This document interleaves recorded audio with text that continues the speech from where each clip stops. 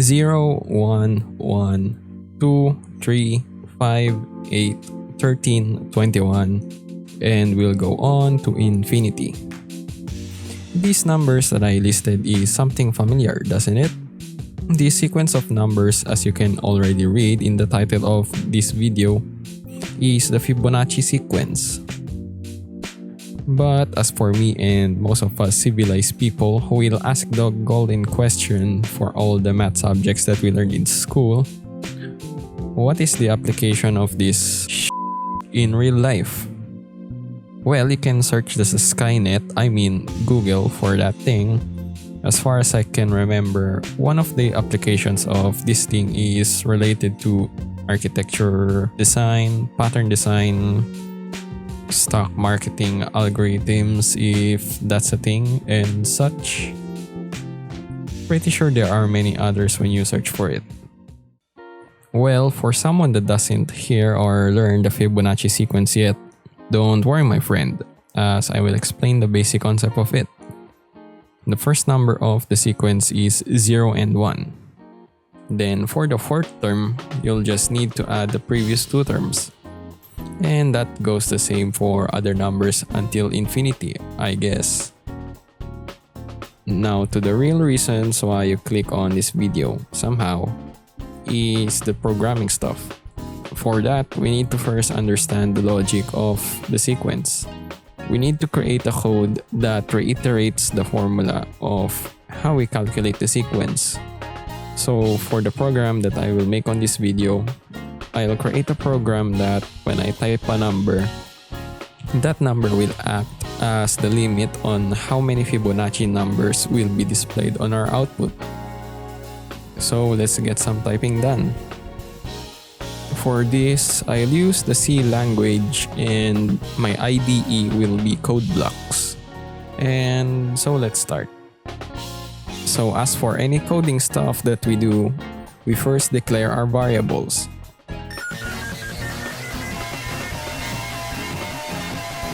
The variables I declare here are num1 and num2, which are the first and second numbers in the Fibonacci sequence. Next, of course, we need the variable that can store the value of our limit.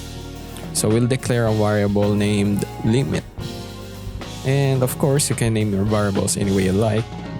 The next variable we'll declare is this formula. Well, it's basically just the addition of two numbers from our first declared variables, but it has an important purpose that we will use later on. And basically, these are all the variables that we will use throughout this program. These can also vary depending on the complexity and variations of what kind of output you want to make. Be creative, my friends, be creative. Now we need to accept input and store it to our variable limit. In my case, first I create this message right here for me to not confuse myself on typing besides what the message is telling me here. Then create a function that will store my input like this. Next is that we'll output the first two numbers of the sequence since we know already the first two numbers.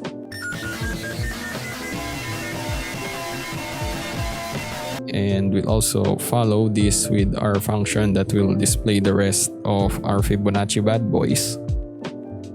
So ladies and gentlemen, this is the part that you may find boring to watch as I explain the algorithm of this bad boy. But bear with me, I'll explain this as brief and as entertaining as I can. So for this to work, we'll need to use a loop. In my case, a for loop, to repeatedly display our numbers until it reaches our specified limit, which is obviously the number that we stored in our variable limit. So I set another variable here for our first condition, which is this variable I equal to 2. Don't worry, I'll explain that later. Then the loop will stop until the number of times this whole code reiterates is less than the limit, which is our value inside our variable limit. Then how many times this loop adds is just one at a time. And there you go, my friends, my for loop condition. Here's an example. When you declare an array, let's say it has a value of 5, but if you know or studied the arrays, you know that the index values inside the array starts with 0 and not 1. With that in mind, let's pretend this variable I as an array. And with that, the first Fibonacci numbers will be stored in the index 0 and 1. And the next term will now have an index number, which is, you guessed it, number 2, which is the value stored inside our variable I. With that knowledge in mind, when our program is done and we have an input of 5, for example, we'll have a total of 5 Fibonacci numbers. But as I said from my analogy earlier, you know that the numbers start from 0 to 4, which is also 5. Are you still awake? You better be.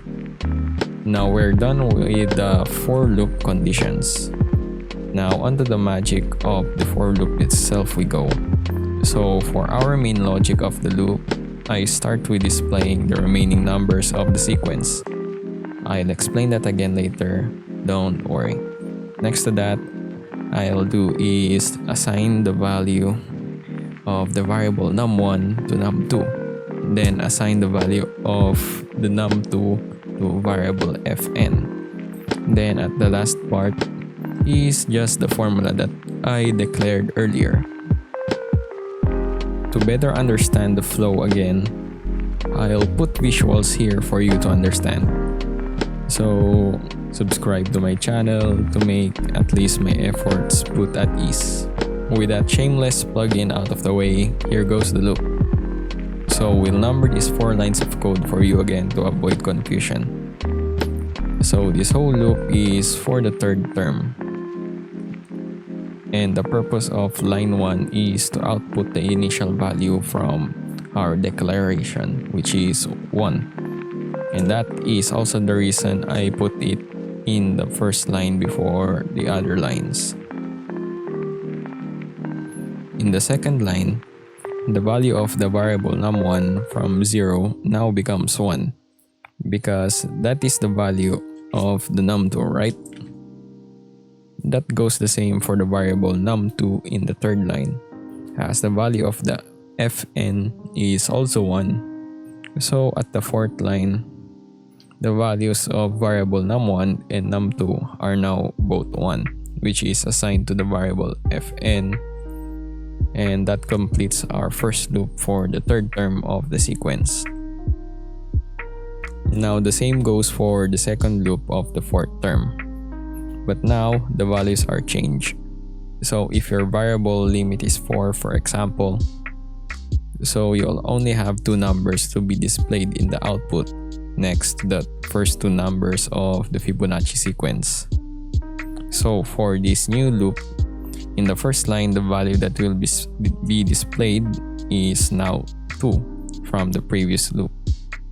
Now for the second line, the variable num1 is still 1 since the num2 is not changed from the previous loop. But in the next line, the value of the num2 is now 2 from the current value of our variable fn, which is 2. Then at the last line, the variables num1 and num2 have now values of 1 and 2 respectively. The variable fn is now equal to 3, which will pass in the next loop if it still met the conditions of our for loop. Now the code is finished, and there you go, my friends, our working Fibonacci program. Simple enough, eh? Now that you learned the algorithm of the simple Fibonacci sequence, you can experiment with it in whatever condition that you like. As I said before, be creative, my friends, be creative. Well, there you have it. I hope you enjoyed this video, whether you gain knowledge or entertained. If it is, well, congratulations. If it's boring to you, well, I understand that. And that's it for this video. Stay tuned for more. Subscribe if you haven't, and yep, that's all for now. See ya.